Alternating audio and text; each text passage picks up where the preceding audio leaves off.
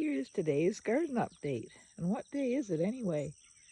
I think it is August 9th. I think we were last out here in the beginning of July.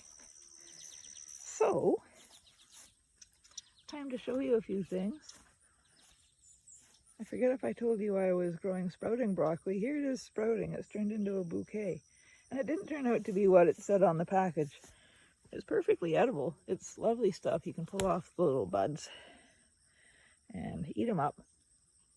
And the stems are nice too, but it doesn't in fact form what I would call heads. So it's a lot like rapini. It comes up, makes its little buds, and then within a day, it's turned into flowers. So it didn't turn out to be something that was very marketable, but I'm enjoying it myself. You just can't really bunch it very well. These tomatoes may be San Marzano. They were an unmarked, what do you call them? The tomatoes that you cook with and make Italian sauces. And they have this nice pear shape. So we're waiting to see how well these mature by September. These were just some stragglers I had because I'd grown them to sell the plants. I also took in a lemongrass plant. Unfortunately, it's not hardy here, so I'll try to think of something to do with it before it dies in the fall. Swiss chard is thriving now. I've had to discard quite a bit of it though because, pardon me while I eat broccoli, it's really getting attacked by the slugs at night. And I've been fluffing up the soil and doing what I can, but really it's the shade that's being produced by these giant bouquets of so-called sprouting broccoli that are the nemesis. So I think I may clean out this garden today. Again, a gift from one of the vendors, some sunflowers I planted rather late.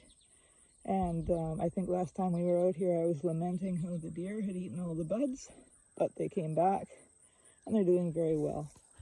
And in the other garden, the garlic is ready to harvest. It's Sunday today, maybe I'll get out here later. It's full of weeds, which doesn't really matter too much. It hasn't been too wet, it doesn't have mildew. Some of it, as I mentioned before, has been affected by leek moth, and that will become more apparent once it's been harvested for a little bit. But I think I certainly have enough for my own use, maybe a little bit to sell. And I got some good advice on leek moth from another vendor at the market. And here's our dill. You couldn't even see it before. It's about to start blooming, which means it's high time to start harvesting. Before I go at the back, I'm going to stop here for my breakfast.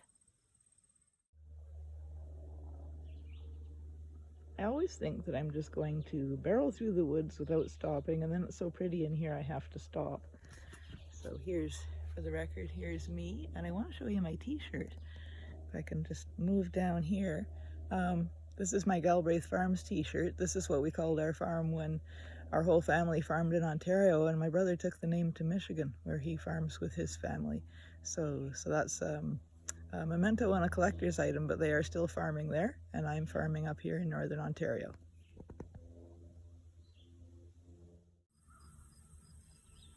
Since it's Sunday morning, there's church music or orchestral music emanating from the cabin. Makes it very classy out here. Actually, the bird song is even better, but it's neat to have the cabin there. If they're playing something I like, I open the door. I've been doing a bit of renovation here, just by the by. It needs repainting occasionally. Ran out of paint partway through the back panel. But anyway, I'm working on that. You have to work around the dead hornet's nests. I assure you those are not active, or I wouldn't be painting. And the nice thing I see this morning is that our neighbor John has cut the hay. He just gets to keep the hay in return for cutting. It's not tremendously valuable, and this field is not very productive. It hasn't been particularly maintained, so I'm just glad that John cuts the hay and has the benefit of it, and we have the benefit of the woods not encroaching into the fields. As the climate changes, I'm intrigued by what could be grown here on this good soil, which is what I'm doing here. Making every best effort anyway, and look at our watermelon patch. I've been watching a tiny melon that didn't grow, and meanwhile we've got softball sized melons. There's another one just in the center of the picture there, if you can see it. There's quite a few in here. I think we're way ahead of last year when I was harvesting in mid-September. That was cutting it pretty close.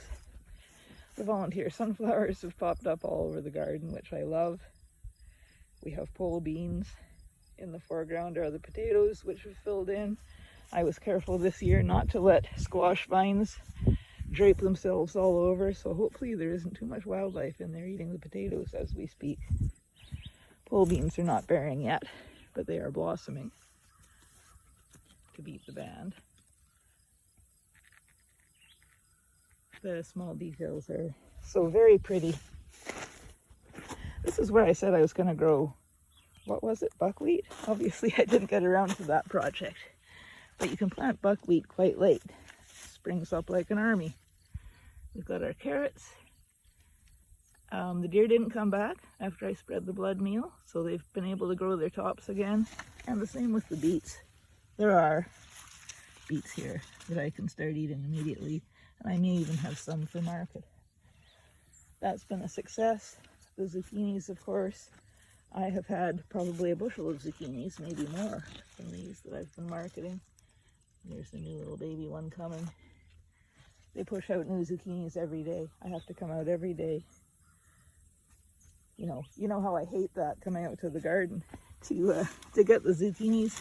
But here's a mystery. These are summer turnips. You can eat the greens, and that's really all I'm getting. The greens are getting a little bit prickly now. But there are no turnips under there, just greens. So I need to look up why. But while we're here, lots of tomatoes coming. Some of them are full size. I have a lady, here's some good sized ones. I have a customer who always wishes to have green tomatoes. So I'll go back just for a sec to the cabin.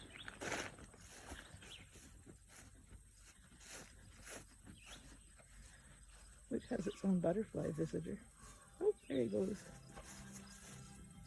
I'm also renovating the inside when I have a minute.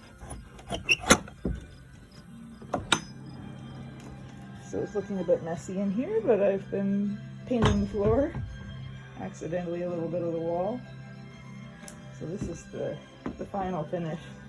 This is primer because it was getting a little bit worn and resinous, and I thought the primer would help the paint stick. My perennial project, the Yamaha electric organ, I should just put the panels back on because I don't have time to tinker with it this season. Our radio console and all the furniture piled up in the corner. So I hope to, oh yes, and we had a wasp nest inside just for convenience at one point. So I will show you that later in the fall when hopefully I have it done. And actually that's what I'm out here to do. I forgot my can of paint. But I need to vacuum first, so the vacuum has come with me. So thank you for enjoying this little trip around the garden. I'll send an update soon.